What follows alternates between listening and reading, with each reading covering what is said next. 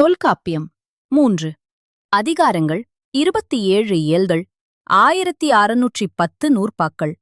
சிலப்பதிகாரம் 3 காண்டங்கள் 30 காதைகள் 5001 வரிகள் மணிமேகலை 30 காதைகள் 4755 வரிகள் சீவக சிந்தாமணி 13 இளம்பகங்கள் 3145 பாடல்கள் பெரிய புராணம் 2 காண்டங்கள் 13 சருக்கங்கள் 4726 பாடல்கள் கம்பராமாயணம் 6 காண்டங்கள் 118 படலங்கள் 10589 பாடல்கள்